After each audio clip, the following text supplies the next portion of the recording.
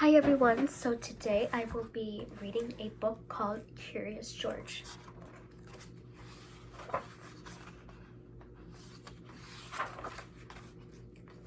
This is George.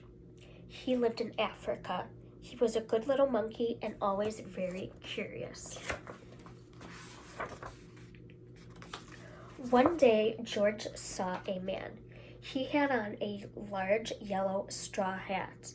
The man saw George too. What a nice little monkey, he thought.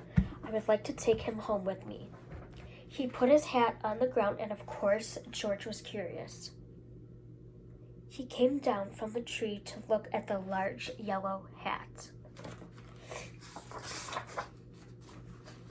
The hat had been on the man's head. George thought it would be nice to have it on his own head. He picked it up and put it on.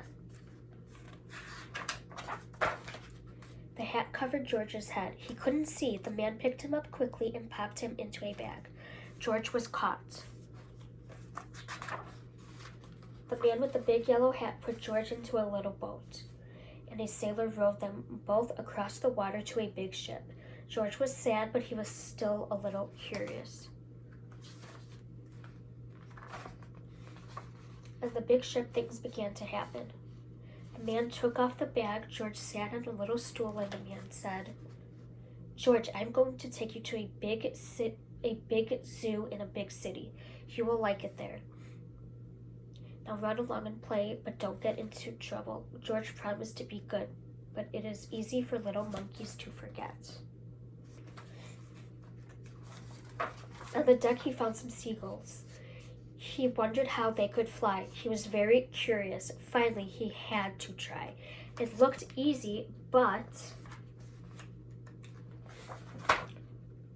oh, what happened? First this, then this. "Where is George?" The sailors looked and looked. At last they saw him, struggling in the water and almost all tired out.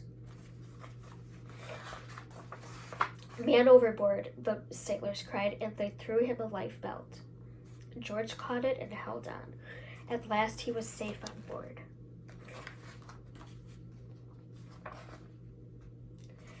After that, George was more careful to be a good monkey until at last the long trip was over. George said goodbye to the kind sailors, and he and the man with the yellow hat walked off the ship onto the shore and on into the city to the man's house. After a good meal and a good pipe, George felt very tired.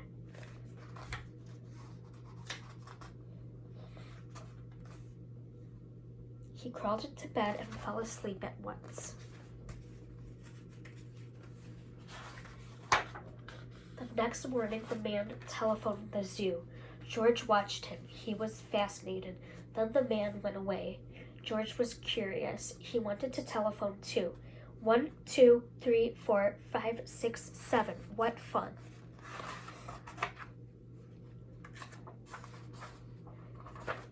Ding-a-ling-a-ling. George had telephoned the fire station. The firemen rushed to the telephone. "Hello, hello," they said, but there was no answer. Then they looked for the signal on the big map that showed where the telephone call had come from. They did not know it was George. They thought it was a real fire. "Hurry, hurry, hurry." The firemen jumped onto the fire engines and onto the hook and ladders. Ding dong, everyone out of the way. "Hurry, hurry, hurry." The firemen rushed into the house. They opened the door. No fire. Only a naughty little monkey. "Oh, catch him, they cried. George tried to run away. He almost did, but he got caught in the telephone wire, and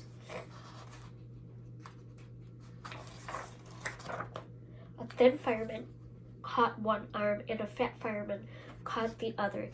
"You fooled the fire department. We will have to shut you up where you can't do any more harm." They took him away and shut him in a prison. George wanted to get out. He climbed up to the window to try the bars. Just then the watchman came in. He got on the wooden bed to catch George, but he was too big and heavy. The bed tipped up, the watchman fell over, and quick as lightning, George ran out through the open door. He hurried through the building and out onto the roof, and then he was lucky to be a monkey. Out he walked onto the telephone wires. Quickly and quietly over the guard's head, George walked away. He was free.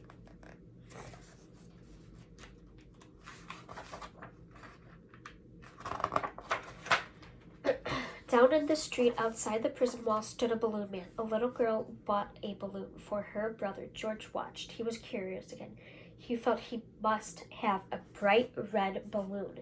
He reached over and tried to help himself, but instead of one balloon, the whole bunch broke loose. In an instant, the wind whisked them all away, and with them went George, holding tight with both hands.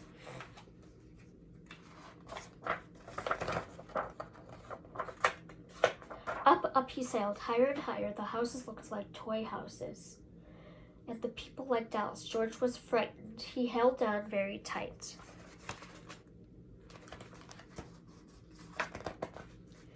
At first the wind blew in great gusts, then it quieted. Finally, it stopped blowing altogether. George was very tired. Down he went, bump onto the top of a traffic light. Everyone was surprised. The traffic got all mixed up. George didn't know what to do.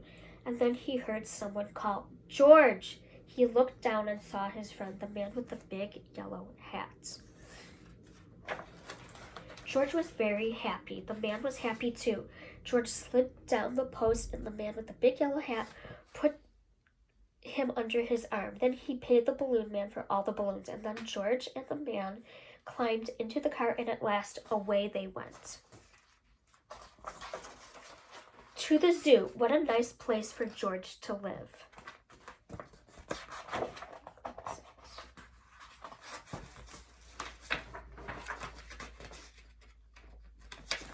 The end. Thank you.